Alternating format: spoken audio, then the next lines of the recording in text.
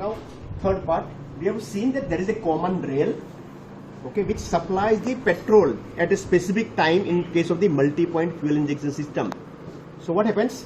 That we have a direct injection of the petrol into the combustion chamber at a specified time. So there is a common bar which is supplied with the fuel. So if I look at our system, exactly the same bar you can see. Here it is colored with the red color, but if when I touch him here, there is a common rail. So what happens? The petrol is supplied. We have the petrol tank here. Our setup is customized. So we have a separate fuel tank that supplies the fuel. So fuel is coming here, right? Then there is a small pump.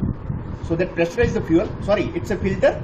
Then it goes to the pump, and this is the pressurized pump that supplies the fuel. If I track the line, then it is going here and is coming here. You can see. Okay. So the pump is supplied the fuel to the common rail.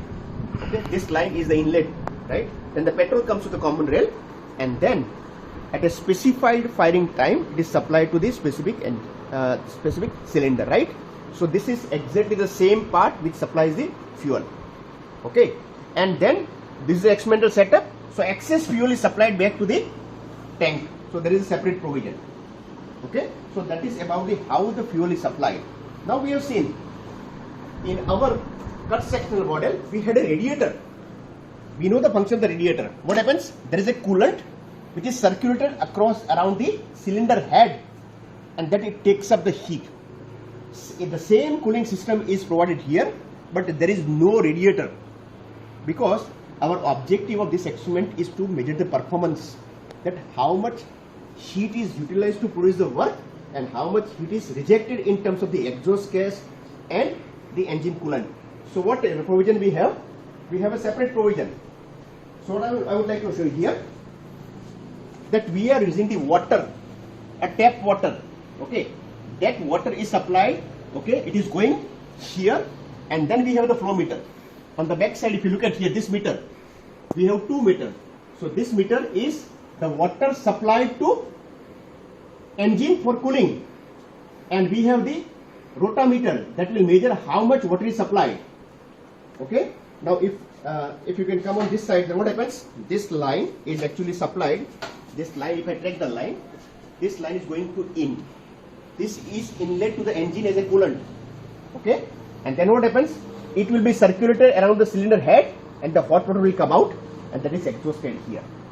And to measure the temperature, we have provided thermocouple. See, this is thermocouple which is inserted here.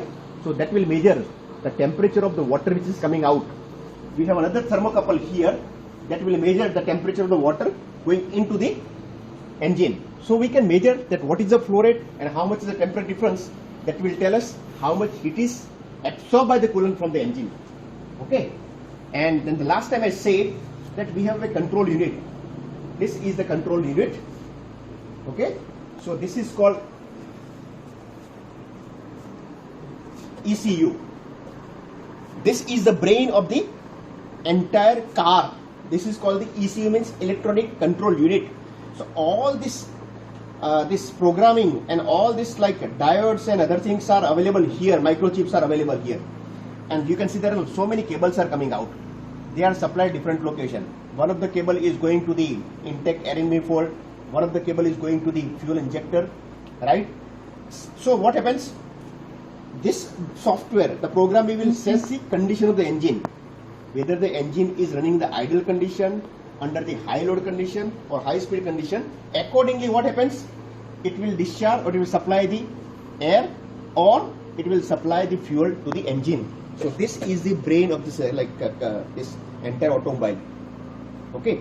And then the third and very important part which I would like to explain here, this here. Okay. Sir, if you can come on that side, it will be like very easy. So we know the accelerator pedal, right? So this is our experimental setup. So what we have done, instead of experimental this accelerating pedal, we have a wheel. This is as good as, if I rotate the wheel, it opens. What happens? It will actually operate this butterfly valve. So when we accelerate, what happens? It will open the airflow. More air will be sucked in. Okay. When that condition is assessed, so one of the cable or one of the this accelerator and this butterfly valve are connected to the ECU. The moment the butterfly valve is open, more air is discharged, and at the same time you are pressing the pedal. So this ECU will sense a condition it will supply additional required fuel to the engine.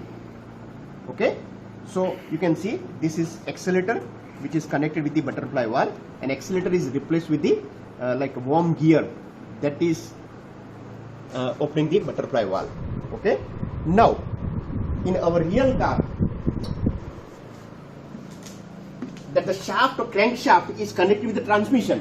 So here there is a transmission system, but here we have replaced the transmission system with a dynamometer. We have eddy current dynamometer. You are all aware about the function of dynamometer. It will measure the torque which is available on the shaft of the engine. Okay, so we are going to use eddy current dynamometer to measure how much torque is produced by the engine under different operation condition. And we know that when the torque is multiplied with the speed, it will give the power output in the shaft, that is called the brake power. So we will measure the torque, and we multiply the torque with the RPM, the rotational speed of the shaft, it will give the brake power. Okay, and then we can find out the efficiency of the engine. Now this is a multi-point fuel injection system.